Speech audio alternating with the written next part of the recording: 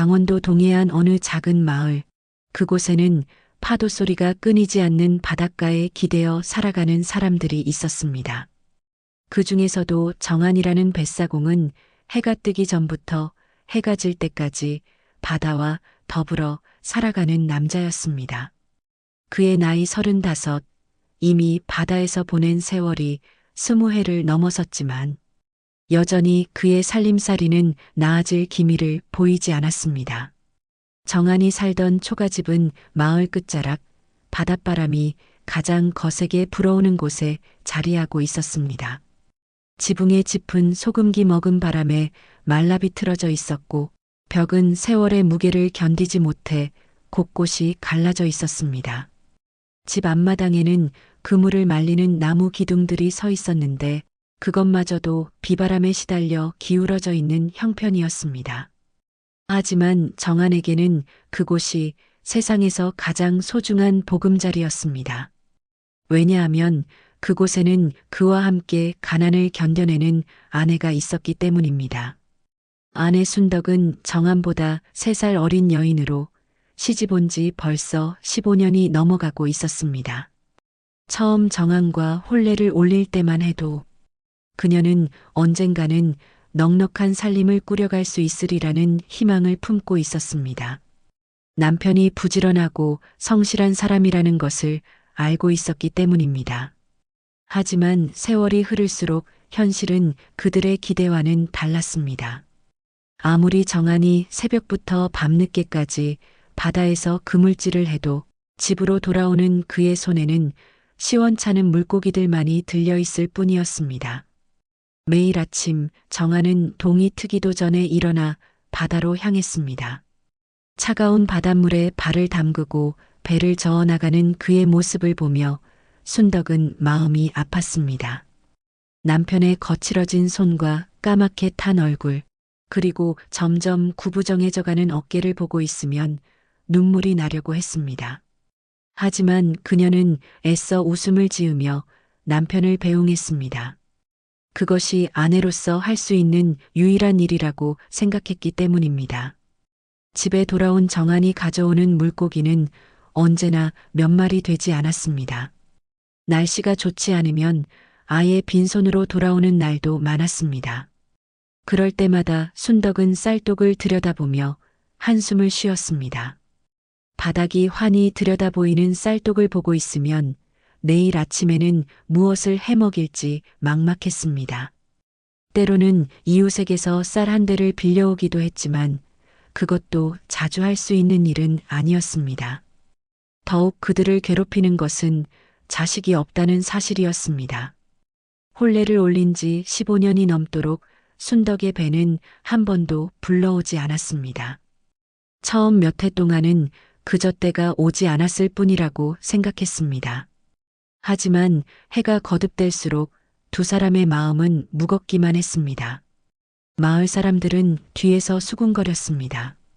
정한이 집에는 왜 아이가 없을까? 벌써 혼인한 지가 언제인데. 삼신할머니께 제대로 된 정성도 못 들인 집안이라 그런 게 아닐까? 제사도 제대로 못 지내는 집에 어찌 자식이 들어서겠어? 가난해도 정성은 들릴 수 있을 텐데 아마 전생에 지은 업이 깊은 모양이야. 이런 말들이 순덕의 귀에 들어올 때마다 그녀는 가슴이 찢어지는 듯 했습니다. 마을 우물가에서 빨래를 하거나 장에 나갔을 때 다른 여인들이 자식 자랑을 하는 소리를 들으면 견딜 수 없었습니다. 그녀는 서둘러 집으로 돌아와 홀로 눈물을 흘리곤 했습니다. 정한 역시 아내의 마음을 모르는 것은 아니었습니다. 밤마다 순덕이 훌쩍이는 소리를 들으면서도 어떤 말로 위로해야 할지 몰랐습니다. 그는 다만 더 열심히 일해서 넉넉한 살림을 만들어 아내를 위로해주고 싶다는 생각뿐이었습니다. 하지만 현실은 그의 바람과는 너무나 달랐습니다. 어느 날 저녁 정한이 평소보다 더 늦게 집에 돌아왔습니다. 그날도 그물에는 자그마한 고기 서너 마리만이 걸려 있었을 뿐이었습니다. 순덕은 그 작은 고기들로 미역국을 끓이고 있었습니다. 쌀이 떨어져서 보리와 조를 섞어 지은 밥과 함께 그것이 그날의 저녁 식사였습니다. 여보, 오늘도 고생 많으셨어요. 순덕이 남편의 젖은 옷을 받아들이며 말했습니다. 정아는 아내의 야윈 얼굴을 바라보며 마음이 아팠습니다. 혼례를 올릴 때만 해도 통통했던 아내의 볼은 이제 홀쭉하게 들어가 있었습니다. 제대로 된 음식을 먹지 못한 탓이었습니다. 미안하오, 순덕아. 내가 이렇게 무능해서. 정한의 목소리는 쉬어 있었습니다. 순덕은 고개를 저으며 말했습니다. 무슨 소리예요? 당신은 그 누구보다 열심히 사시잖아요. 하늘이 아직 우리에게 때를 주지 않으신 것 뿐이에요. 하지만 정한의 마음은 편치 않았습니다. 그는 밤새도록 뒤척이며 생각했습니다. 이대로 살아서는 안 되겠다는 생각이 점점 강해졌습니다. 아내에게 제대로 된 옷 한 벌 해입히지 못하고 맛있는 음식 한 끼 대접하지 못하는 자신이 한심했습니다. 며칠 후 정아는 마을의 다른 어부들과 이야기를 나누던 중 중요한 소식을 들었습니다. 먼 바다에서 조깃대가 크게 몰려다닌다는 이야기였습니다. 그곳은 이 마을에서 배로 사흘은 나가야 하는 험한 바다였지만 그만큼 큰 고기들이 많이 잡힌다고 했습니다. 하지만 워낙 멀고 험한 곳이라 목숨을 걸어야 해. 파도도 거세고 바람도 세니까 말이야. 다른 어부가 걱정스럽게 말했습니다. 하지만 정한의 마음은 이미 굳어져 있었습니다.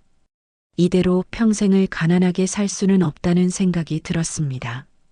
그날 밤 정한은 순덕에게 자신의 결심을 털어놓았습니다. 아내여, 내가 이대로는 도저히 안 되겠소. 먼 바다에 나가 큰 고기를 잡아 100냥이라도 모아 돌아오리다. 그 돈으로 제사도 지내고 당신도 호강시켜 주리다. 순덕은 남편의 말을 듣고 깜짝 놀랐습니다. 100냥이라면 가난한 어부가 평생을 모아도 쉽지 않은 큰 돈이었습니다. 그리고 먼 바다라는 것이 얼마나 위험한 곳인지도 알고 있었습니다.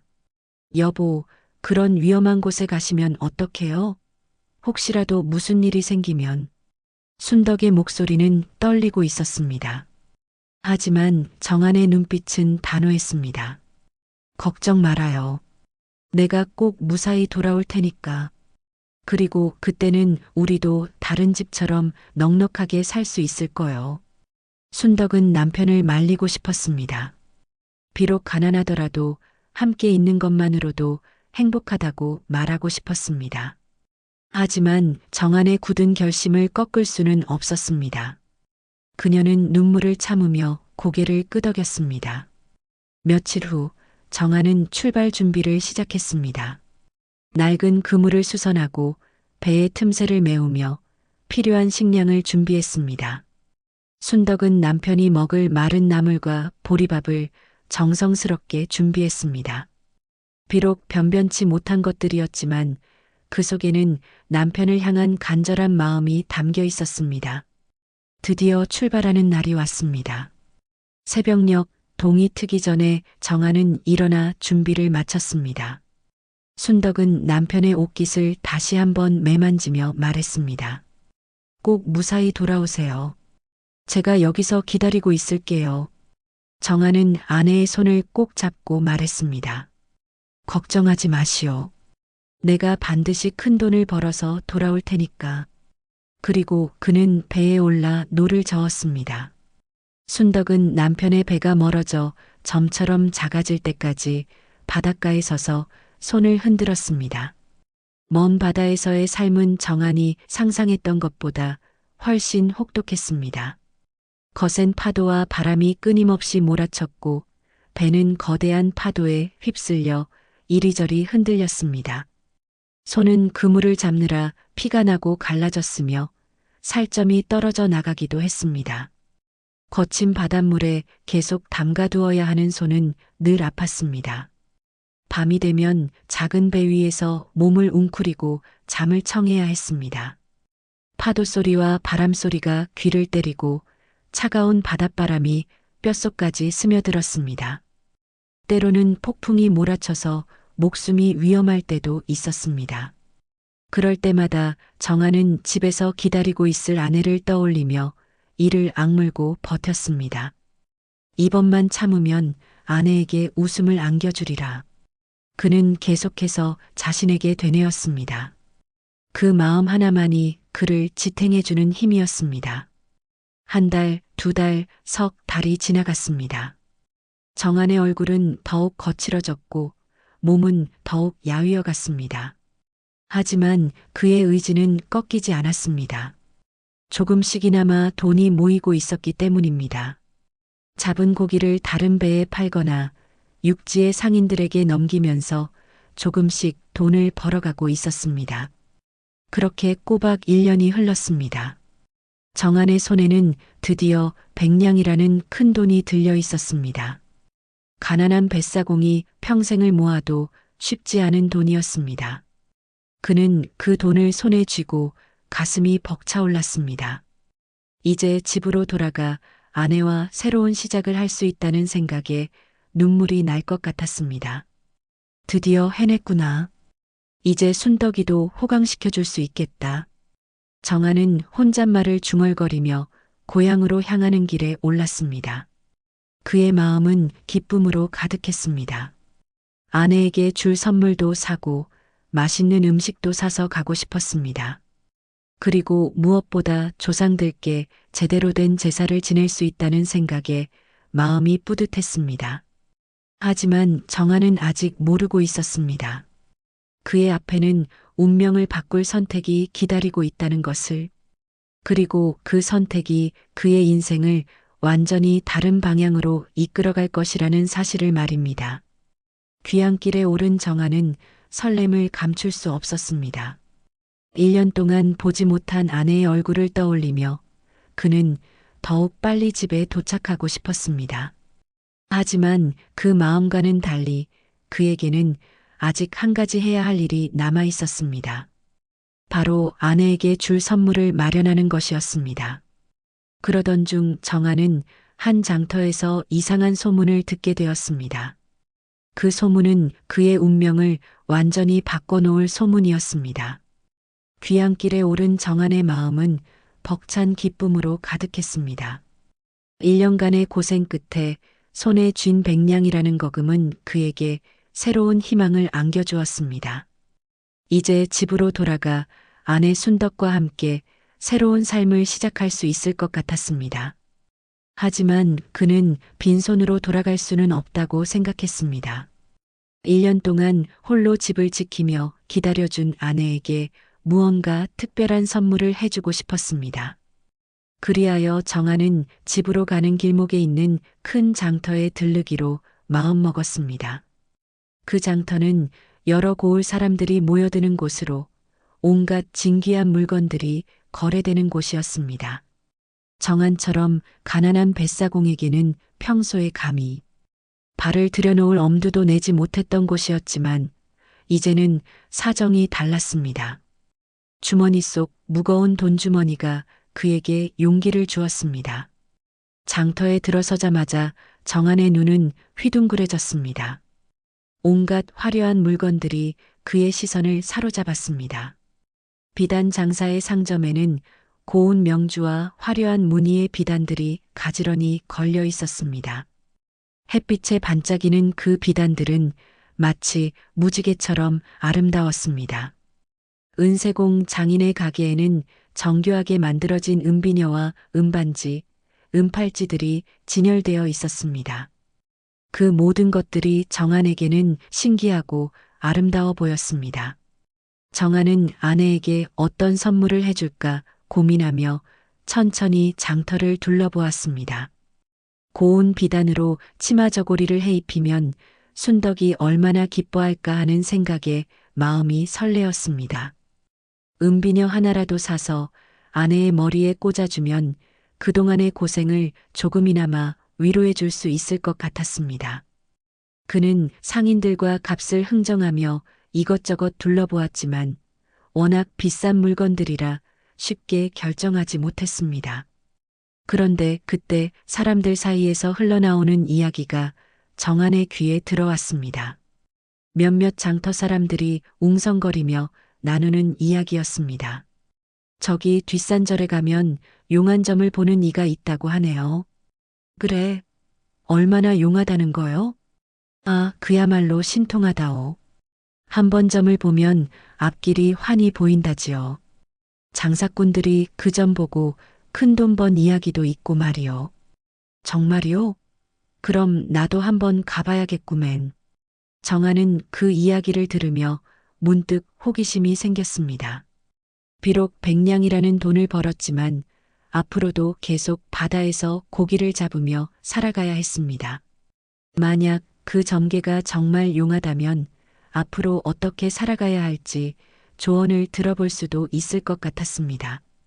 더욱이 장사를 시작해볼까 하는 생각도 있었기에 점을 보는 것도 나쁘지 않다고 여겨졌습니다.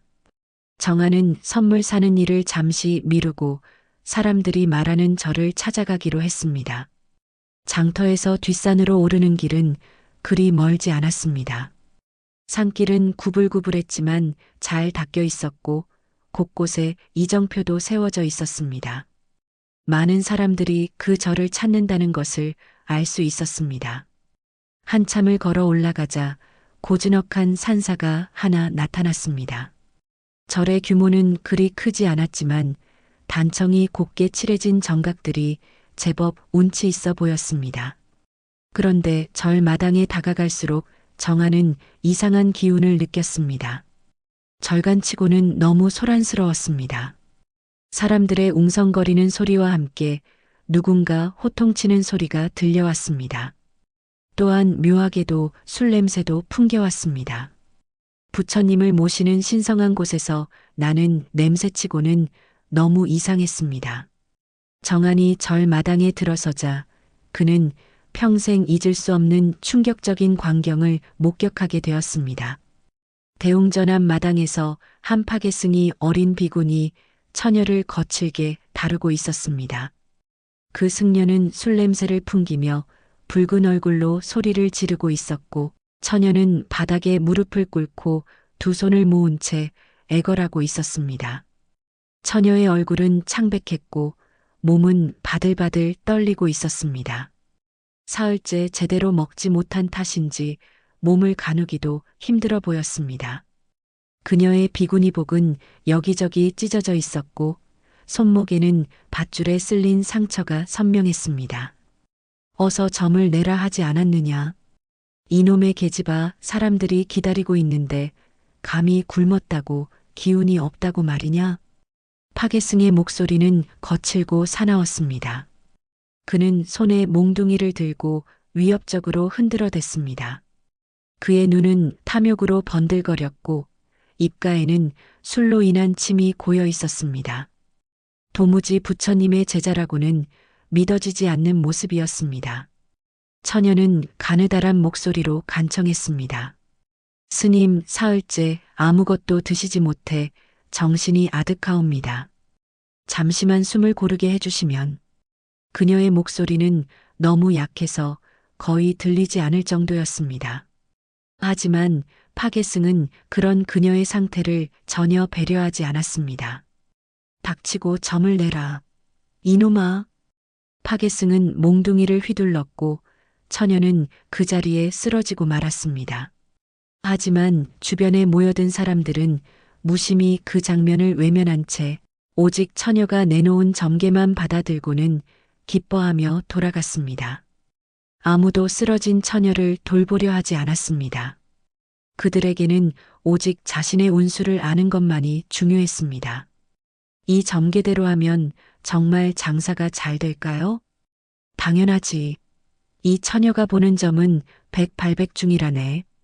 사람들은 저마다 만족스러운 표정으로 점괘를 받아들고 떠나갔습니다.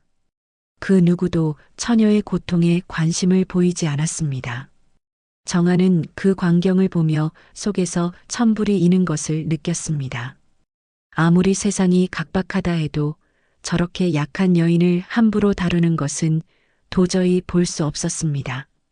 그것도 부처님을 모시는 절에서 승려라는 자가 저런 짓을 하다니 정한의 의분은 더욱 커졌습니다. 정한은 더 이상 참을 수 없어 앞으로 나섰습니다. 그만두시오. 사람이 아무리 천하다 해도 쓰러진 이를 이리 함부로 다루다니 도리가 아니지 않소? 정한의 목소리는 떨리고 있었지만 단호했습니다. 파계승은 정한을 돌아보며 비웃는 듯한 표정을 지었습니다. 그는 정한의 차림새를 훑어보더니 코웃음을 쳤습니다. 흥, 어디서 바다 냄새 나는 놈이 참견이야? 그럼 내가 데려가든가. 인연은 내 돈벌이 수단이다. 헐값에는 못 내놓지. 못해도 백냥은 받아야 하겠다. 승려의 비웃음 섞인 말에 정한은 크게 당황했습니다. 백냥이라니 그것은 바로 자신이 1년 피땀 흘려 모은 전 재산이었습니다.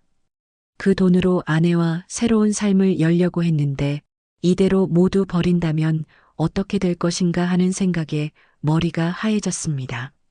정한의 마음은 갈라졌습니다. 한편으로는 1년간의 고생으로 모은 소중한 돈이 아까웠고 다른 한편으로는 눈앞에서 고통받는 처녀를 그냥 둘 수 없었습니다. 집에서 기다리고 있을 아내 순덕의 얼굴이 떠올랐습니다. 그녀가 얼마나 기뻐할지, 그리고 이 돈으로 얼마나 많은 것들을 할 수 있을지 생각하니 마음이 아팠습니다. 이 돈으로 집도 고치고 순덕이에게 좋은 옷도 해입히고 제사도 제대로 지낼 수 있을 텐데 정한은 속으로 수없이 망설였습니다. 하지만 그때 처녀가 고개를 들어 정한을 바라보았습니다. 그 눈에는 절망과 함께 희미한 희망의 빛이 스며들어 있었습니다. 처녀의 핏빛 옷자락과 상처투성이인 손을 본 순간 정한은 더 이상 망설일 수 없었습니다.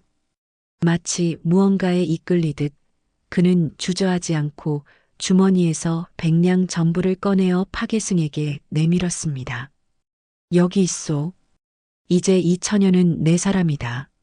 정한의 손은 떨리고 있었습니다. 하지만 그의 목소리는 확고했습니다. 파계승은 돈을 받아들고는 탐욕스러운 웃음을 지으며 재빨리 그 자리를 떠났습니다. 마치 정한이 마음을 바꿀까봐 두려워하는 듯 했습니다. 정한은 쓰러진 처녀를 부축해 일으켰습니다. 처녀는 너무 약해져서 혼자서는 일어설 수도 없었습니다. 정한은 조심스럽게 처녀를 부축하여 절 밖으로 나왔습니다. 그리고 자신의 배가 있는 곳까지 데려갔습니다. 그 과정에서 처녀는 한마디 말도 하지 않았지만 그녀의 눈빛에서 고마움을 읽을 수 있었습니다. 배에 처녀를 눕히고 나서야 정한은 자신이 무슨 일을 했는지 실감했습니다. 1년간의 피와 땀으로 모은 전 재산을 한순간에 다 써버렸습니다. 이제 집에 돌아가서 아내에게 뭐라고 설명해야 할지 막막했습니다. 순덕이 얼마나 실망할지 그리고 화를 낼지 생각하니 가슴이 답답했습니다. 내가 무슨 짓을 한 것인가. 정한은 속으로 중얼거렸습니다. 하지만 동시에 마음 한구석에서는 이상한 안도감도 느껴졌습니다.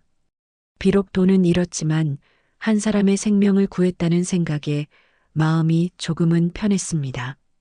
그리고 무엇보다 그 처녀의 눈빛에서 본 절망과 희망이 그를 움직인 것이었습니다. 그러나 이제 돌이킬 수는 없구나. 정한은 한숨을 내쉬며 노를 저었습니다. 이제 그의 인생은 예상치 못한 방향으로 흘러가기 시작했습니다. 그는 아직 모르고 있었지만 이 선택이 그의 운명을 완전히 바꿔놓을 것이었습니다. 처녀는 배 위에서 잠들어 있었지만 그녀의 얼굴에는 처음으로 평안한 빛이 스며들어 있었습니다. 앞으로 어떤 일이 벌어질지 알 수 없었지만 정한은 자신의 선택을 후회하지 않기로 마음먹었습니다. 정한은 비군이 처녀를 데리고 고향을 향해 배를 저어갔습니다. 배 위에 누워있는 처녀를 바라보며 그는 복잡한 심경이었습니다. 1년간의 피땀으로 모은 백, 양을 한순간에 써버린 것에 대한 후회와 한 사람의 생명을 구했다는 안도감이 교차했습니다. 처녀는 여전히 기력을 회복하지 못한 채 깊은 잠에 빠져 있었습니다. 그녀의 얼굴은 창백했지만 파괴승의 소나기에서 벗어난 안도감 때문인지 전보다는 평온해 보였습니다. 바다는 잔잔했고 해는 서산으로 기울어가고 있었습니다. 정아는 하룻밤을 보낼 포구를 찾아야 했습니다. 멀리서 절벽 아래 작은 만이 보였습니다. 그곳은 파도가 잔잔하고 배를 대기에 좋은 곳이었습니다. 다른 배들도 몇 척 그곳에 정박해 있는 것이 보였습니다. 정아는 자연스럽게 그쪽으로 배를 향했습니다. 그런데 그때 깊은 잠에 빠져 있던 처녀가 갑자기 눈을 뜨며 희미한 목소리로 속삭였습니다. 어부님, 절벽 아래에 배를 매시면 아니 됩니다. 정아는 깜짝 놀랐습니다. 처녀의 목소리는 여전히 약했지만 그 말에는 묘한 확신이 담겨 있었습니다. 마치 무언가 끔찍한 일이 일어날 것을 미리 보고 있는 듯한 기운이 느껴졌습니다. 뭐라 하였소? 절벽 아래라니. 그곳이 어찌 위험하다는 것이오? 정한이 의아해하며 물었지만 처녀는 다시 눈을 감고 말았습니다. 그녀의 얼굴에는 고통스러운 기색이 스쳤습니다. 마치 미래를 보는 것 자체가 그녀에게 큰 고통을 주는 것 같았습니다. 정아는 이해할 수 없었지만 왠지 모를 불안감이 엄습했습니다. 절에서 사람들이 그녀의 점괘를 그토록 신뢰했던 이유를 이제 조금씩 알 것 같았습니다. 그녀의 말에는 평범한 사람이 가질 수 없는 무언가 신비로운 힘이 담겨 있었습니다. 정아는 고민 끝에 배의 방향을 바꾸기로 했습니다. 비록 그 이유를 정확히 알 수는 없었지만 처녀의 경고를 무시하기에는 그녀의 말에 담긴 절박함이 너무 강했습니다. 그는 절벽에서 조금 떨어진 곳에 있는 다른 폭으로 배를 향했습니다. 비록 그곳은 절벽 아래보다 파도가 거세고 배를 대기에 불편했지만 안전을 위해서는 어쩔 수 없었습니다. 정한이 배를 새로운 곳에 메고 나서 저녁을 준비하고 있을 때였습니다. 갑자기 서쪽 하늘이 이상하게 변하기 시작했습니다. 구름이 빠르게 몰려들더니 하늘이 순식간에 어두워졌습니다. 바람이 갑자기 세게 불기 시작했고 바다의 파도도 점점 높아지기 시작했습니다. 이상하다. 아침에는 이렇게 날씨가 변할 기미가 없었는데 정아는 중얼거리며 하늘을 올려다보았습니다. 먹구름이 몰려들고 번개가 번쩍이더니 폭우가 쏟아지기 시작했습니다. 파도는 점점 거세어져서 바위에 부딪히며 하얀 포마를 일으켰습니다. 이런 갑작스러운 폭풍은 정한도 처음 경험하는 것이었습니다. 정한은 급히 배를 더 안전한 곳으로 옮기려 했지만 이미 바람과 파도가 너무 거세져서 쉽지 않았습니다. 폭풍은 그가 예상했던 것보다 훨씬 강력했습니다. 바람은 울부짖었고 파도는 산더미처럼 높아졌습니다. 비는 마치 하늘이 쏟아지는 것처럼 거세게 내렸습니다. 그런데 그때 절벽 쪽에서 요란한 소리가 들려왔습니다. 나무가 부러지는 소리, 무언가 부딪히는 소리, 그리고 사람들의 비명 소리까지 섞여서 들려왔습니다. 정한이 고개를 돌려보니 절벽 아래에 묶여있던 배들이 거센 파도에 휩쓸려 바위에 부딪히며 산산조각 나고 있었습니다. 크고 작은 배들이 마치 나뭇가지처럼 부러지며 바닷속으로 가라앉아 갔습니다. 어떤 배는 높은 파도에 들려 올라갔다가 바위에 내동댕이 쳐졌고 어떤 배는 두 동강이 나며 침몰했습니다. 아, 저런. 정아는 경악했습니다. 만약 자신이 처음 생각했던 대로 그곳에 배를 댔다면 지금쯤 자신의 배도 그 난파선들과 같은 운명을 맞았을 것이었습니다. 더욱 끔찍한 것은 자신뿐만 아니라 처녀의 목숨도 함께 위험에 빠뜨릴 뻔했다는 사실이었습니다. 정아는 등골이 서늘해졌습니다. 처녀의 경고가 없었다면 자신도 목숨을 잃었을지 모를 일이었습니다. 그는 처녀를 돌아보았습니다. 그녀는 여전히 깊은 잠에 빠져 있었지만 그 얼굴에는 평온한 기색이 스며들어 있었습니다. 마치 위험에서 벗어났다는 것을 알고 있는 듯 했습니다. 과연 이 처녀가 그냥 사람이 아니구나. 정하는 속으로 중얼거렸습니다. 이제 그는 확신했습니다. 이 처녀에게는 남들이 볼 수 없는 것을 보는 신통한 능력이 있다는 것을, 그리고 자신이 그녀를 구한 것이 단순한 우연이 아닐지도 모른다는 생각이 들었습니다. 어쩌면 하늘이 정해놓은 인연일지도 모른다는 생각까지 들었습니다. 폭풍이 지나간 후 바다는 다시 평온을 되찾았습니다. 하지만 절벽 아래는 참혹한 광경이었습니다. 부서진 배들의 잔해가 바다에 떠다니고 있었고 몇몇 사람들이 구조를 기다리고 있었습니다. 정하는 그들을 구조하기 위해 배를 저었지만 안타깝게도 이미 목숨을 잃은 사람들도 있었습니다. 정하는 무사히 고향을 향해 다시 배를 저었습니다.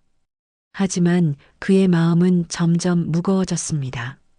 이제 집에 도착하면 아내에게 어떻게 설명해야 할지 막막했습니다. 1년 만에 돌아오는데 돈은 한 푼도 없고 오히려 낯선 여인을 데리고 온다면 순덕이 어떤 반응을 보일지 뻔했습니다. 더욱이 이 처녀가 보통 사람이 아니라는 것을 알게 된 지금 그는 더욱 복잡한 심경이었습니다. 이런 신통한 능력을 가진 사람을 자신의 집에 데려가는 것이 과연 옳은 일일까 하는 생각도 들었습니다. 하지만 이미 일은 저질러졌고 그녀를 다시 버릴 수는 없었습니다. 드디어 고향 마을이 눈에 들어왔습니다. 익숙한 바닷가와 초가집들이 정한의 마음을 반갑게 했지만 동시에 불안하게도 만들었습니다. 저 멀리 자신의 집에서 연기가 피어오르는 것이 보였습니다. 순덕이 저녁을 준비하고 있는 모양이었습니다. 정하는 가슴이 두근거렸습니다. 그는 배를 육지에 댄 후 처녀를 깨웠습니다. 이제 도착했소. 일어나시오. 처녀는 천천히 눈을 뜨며 몸을 일으켰습니다. 그녀의 얼굴에는 여전히 피곤함이 역력했지만 전보다는 많이 나아 보였습니다. 정하는 처녀를 부축해서 집으로 향했습니다. 집이 가까워질수록 정한의 발걸음은 무거워졌습니다. 마침내 자신의 초가집이 눈에 들어왔을 때 그는 마당에서 빨래를 널고 있던 아내 순덕을 발견했습니다. 순덕도 남편의 모습을 보고는 반가워하며 달려나왔습니다. 여보, 드디어 오셨구나. 순덕의 얼굴에는 기쁨이 가득했습니다. 1년 동안 기다려온 남편이 마침내 돌아온 것입니다. 하지만 정한 곁에 서 있는 젊은 여인을 본 순간 그녀의 얼굴은 순식간에 굳어졌습니다. 여보, 이 처자는 누구요? 순덕의 목소리에는 당황과 의심이 섞여 있었습니다. 그녀의 눈빛은 예리해졌고 입술은 굳게 다물어졌습니다. 정하는 머뭇거리며 대답했습니다. 이건 사정이 있어서. 어찌하여 고생 끝에 돌아온 남편이 계집을 끌고 오느냐? 돈은 다 어디다 쓰고 이 사다를 만들었단 말이냐? 순덕의 목소리는 점점 높아졌습니다. 그녀는 1년 동안 기다렸던 남편이 빈손으로 돌아온 것도 모자라 젊은 여인까지 데려온 것에 분노와 질투를 느꼈습니다. 더욱이 그 여인이 자신보다 어려 보이고 아름다워 보이는 것이 더욱 못마땅했습니다. 정하는 어쩔 수 없이 사실을 털어놓았습니다. 절에서 본 일과 처녀를 구하기 위해 백냥을 다 썼다는 이야기를 했습니다. 처녀가 자신의 목숨을 구해준 이야기도 덧붙였습니다. 하지만 순덕의 분노는 가라앉지 않았습니다. 오히려 더욱 격해졌습니다. 그럼 우리는 어떻게 살라고 하는 거요? 1년 동안 혼자 고생하며 기다린 제가 바보란 말이요? 순덕은 눈물을 흘리며 소리쳤습니다. 그녀의 목소리에는 원망과 절망이 섞여 있었습니다. 정아는 아내를 달래려 했지만 쉽지 않았습니다. 이해할 수 없는 일이었지만 어쨌든 일은 이미 벌어진 후였습니다. 그날부터 순덕은 비군이 처녀를 하녀처럼 부리며 학대하기 시작했습니다. 아침 일찍부터 물을 길어오라 하고 불을 지피라 하며 온갖 집안일을 시켰습니다. 처녀는 말없이 모든 일을 했지만 순덕의 괴롭힘은 날이 갈수록 심해졌습니다. 너 같은 것이 감히 내 남편 곁에 서다니. 순덕은 처녀에게 밥을 줄 때도 일부러 모래를 섞어 주었습니다. 그리고 잠자리도 마루나 곡간 같은 춥고 불편한 곳을 내주었습니다. 심지어 때로는 매질까지 서슴지 않았습니다. 하지만 처녀는 한 번도 불평하거나 원망하는 기색을 보이지 않았습니다. 정아는 이런 아내의 행동을 보며 마음이 괴로웠습니다. 하지만 아내의 심정도 이해가 되었기에 차마 강하게 말릴 수는 없었습니다. 그는 다만 처녀에게 미안한 마음뿐이었습니다. 며칠이 지난 어느 날 정한이 다시 바다에 나갈 준비를 하고 있을 때였습니다. 처녀가 조용히 다가와 속삭였습니다. 어부님, 이번에는 머리에 불빛이 닿아도 절대 씻어내지 마십시오. 정한은 또다시 의아해했습니다. 머리에 불빛이라니 무슨 뜻인지 알 수 없었습니다. 하지만 이전의 경험을 통해 그는 이 처녀의 말을 무시해서는 안 된다는 것을 알고 있었습니다. 무슨 뜻인지는 모르겠지만 알겠소. 정아는 고개를 끄덕였습니다. 처녀는 안도하는 듯한 표정을 지으며 다시 자리로 돌아갔습니다. 한편 순덕은 남편이 없는 틈을 타서 종종 마을에 절에 나가곤 했습니다. 처음에는 단순히 기도를 드리러 가는 것처럼 보였지만 실제로는 다른 목적이 있었습니다. 그곳에서 그녀는 우연히 한 파괴승을 만나게 되었는데 그는 다름 아닌 정한이 처녀를 구해낸 그 승려였습니다. 파괴승은 교묘한 말솜씨로 순덕의 마음을 사로잡았습니다. 남편이 다른 여자를 데려온 것에 대한 원망과 분노를 부추겼고 자신이 순덕을 이해한다며 위로했습니다. 순덕은 그런 그의 말에 점점 빠져들었습니다. 그들의 만남은 점점 잦아졌고 급기야 은밀한 정을 나누는 사이가 되었습니다. 이 모든 일을 정아는 전혀 알지 못했습니다. 그는 다만 아내와 처녀 사이의 갈등을 어떻게 해결할지만 고민하고 있었습니다. 하지만 그들의 음모는 점점 어두운 그림자를 드리우며 정한의 운명을 위협하고 있었습니다. 정한이 처녀의 두 번째 예언을 들은 지 며칠 후 그는 다시 바다로 나갔습니다. 이번에는 그네에서 조업을 했는데 놀랍게도 그물에 잡힌 고기가 평소보다 훨씬 많았습니다. 마치 고기들이 스스로 그물 속으로 뛰어드는 것 같았습니다. 정아는 이상하다고 생각했지만 어쨌든 만선의 기쁨을 안고 집으로 돌아갔습니다. 보름 만에 이렇게 큰 수확을 올린 것은 처음이었습니다. 정한의 마음은 한결 가벼워졌습니다. 비록 백냥은 잃었지만 이렇게 고기가 잘 잡힌다면 다시 살림을 일으킬 수 있을 것 같았습니다. 어쩌면 처녀를 구한 것이 복을 가져다 준 것일지도 모른다는 생각까지 들었습니다. 새벽녘 정아는 조용히 집에 들어섰습니다. 아내와 처녀가 모두 잠들어 있는 시간이었습니다.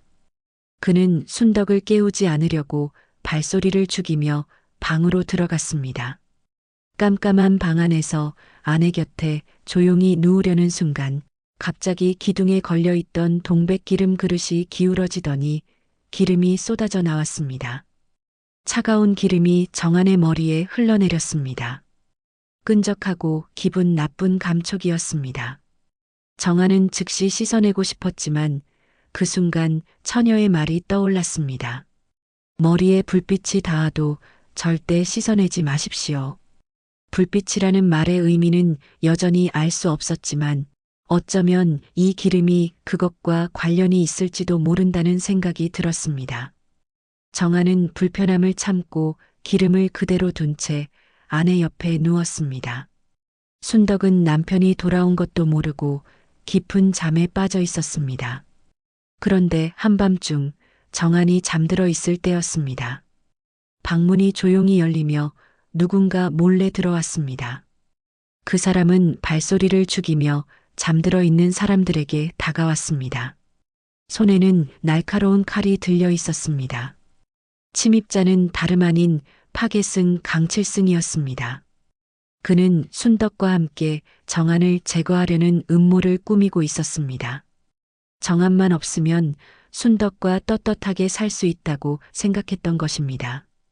또한 정한이 데려온 처녀도 함께 해치워서 모든 증거를 없애려 했습니다. 강칠승은 어둠 속에서 잠들어 있는 사람을 찾았습니다.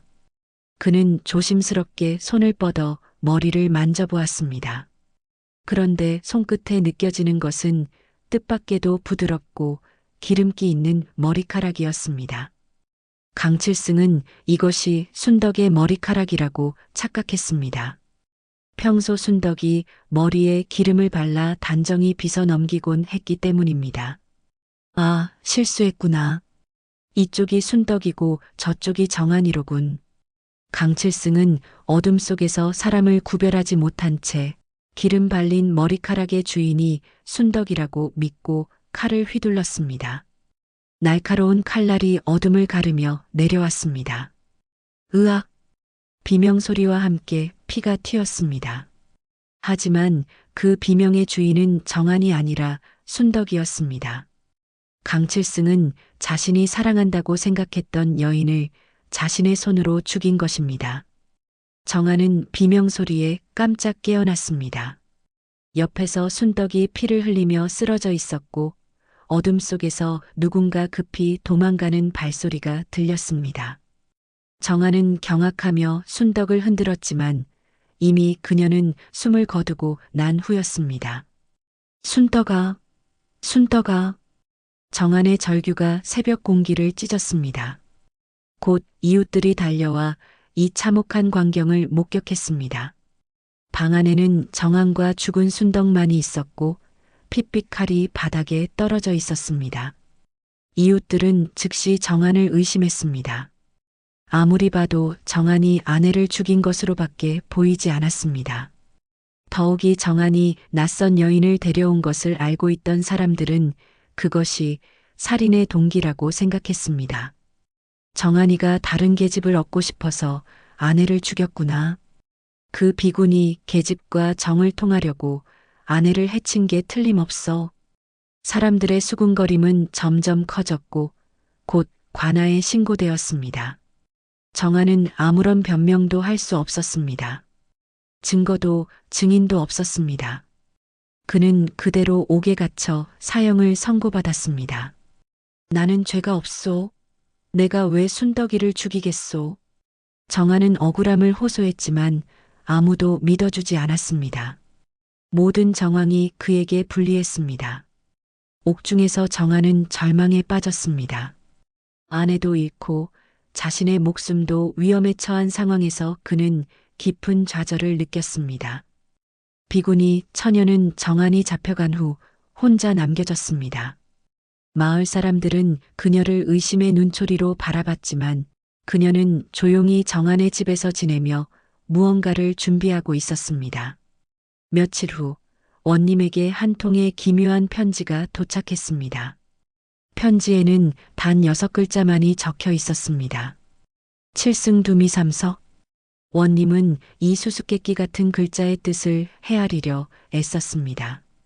관아의 서기들과 학자들도 모두 동원되어 그 의미를 찾으려 했지만 쉽지 않았습니다. 7승, 7번 이긴다는 뜻인가? 두미, 2번 밝다는 것인가? 삼서, 세계의 돌이라는 뜻일까? 여러 해석이 나왔지만 모두 앞뒤가 맞지 않았습니다. 원님은 며칠 밤을 새워가며 고민했습니다. 그러던 중 문득 이것이 사람 이름을 나타내는 것이 아닐까 하는 생각이 들었습니다. 칠승, 혹시 강칠승이라는 이름을 가리키는 것은 아닐까? 원님이 이렇게 중얼거리자 옆에 있던 서기가 눈을 번뜩였습니다. 아, 그렇습니다. 칠승은 강칠승, 두미는 머리 둘즉, 이름자 둘, 삼석은 세 개의 돌로 성씨 강을 나타내는 것 같습니다. 원님은 무릎을 쳤습니다. 마침내 수수께끼가 풀린 것입니다. 즉시 강칠승이라는 인물을 수색하라는 명령이 내려졌습니다. 얼마 지나지 않아 강칠승이 체포되었습니다. 그는 마을 근처의 절에 숨어 있었는데 붙잡힐 때까지도 자신이 순덕을 죽였다는 것을 모르고 있었습니다. 그는 정한을 죽인 줄 알고 있었던 것입니다. 강칠승은 처음에는 부인했지만 추궁이 계속되자 결국 모든 것을 자백했습니다. 순덕과의 불륜관계, 정한을 죽이려던 계획, 그리고 실수로 순덕을 죽인 일까지 모두 털어놓았습니다. 소인이 실수로 순덕을 죽였사옵니다. 어둠 속에서 기름 바른 머리카락을 만지고는 순덕인 줄 알았는데 강칠승의 자백으로 사건의 전말이 밝혀졌습니다. 정한은 무죄로 석방되었고 강칠승은 살인죄로 처형되었습니다. 정한이 옥에서 나왔을 때 그를 기다리고 있는 것은 비구니 처녀였습니다. 정한은 그제야 모든 것을 깨달았습니다. 그 수수께끼 같은 편지를 보낸 이는 다름 아닌 자신이 구해낸 비구니 처녀였던 것입니다. 그녀는 자신의 신통한 능력으로 사건의 진상을 파악하고 정한을 구하기 위해 원님에게 편지를 보낸 것이었습니다. 정한은 처녀 앞에 무릎을 꿇었습니다. 그대 덕에 3번이나 목숨을 건졌소. 절벽에서, 강칠승의 칼에서, 그리고 억울한 누명에서 내가 어찌 이 은혜를 갚으리까? 처녀는 조용히 미소를 지으며 대답했습니다. 어부님께서 저를 구해주신 은혜에 비하면 이것은 아무것도 아닙니다. 그때서야 정한은 자신이 백냥으로 구한 것이 단순히 한 사람의 목숨이 아니라 자신의 운명을 바꿔줄 복이었다는 것을 깨달았습니다. 세월이 흘렀습니다. 정한은 처녀와 부부의 연을 맺었습니다. 그녀의 이름은 혜정이었습니다. 혜정의 점괘는 언제나 정확했고 그 덕분에 정한의 어업은 날로 번창했습니다.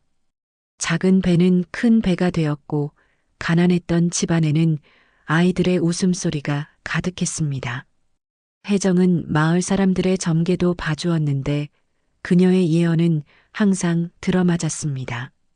사람들은 그녀를 존경했고 정한 부부는 마을에서 가장 부유하고 존경받는 집안이 되었습니다.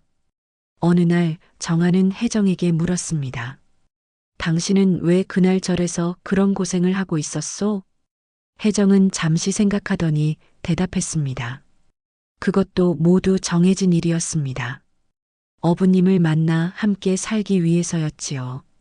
정한은 그제야 모든 것이 하늘의 뜻이었다는 것을 깨달았습니다. 자신이 우연히 절에 간 것도, 처녀를 구한 것도, 모든 위기에서 벗어난 것도 모두 정해진 인연이었던 것입니다. 마을 사람들은 그들의 이야기를 전하며 이렇게 말했습니다. 정한이가 백냥으로 산 것은 처녀 한 명이 아니라 바로 복 그 자체였다. 선한 마음으로 남을 구하면 결국 자신도 구원받게 되는 법이니라.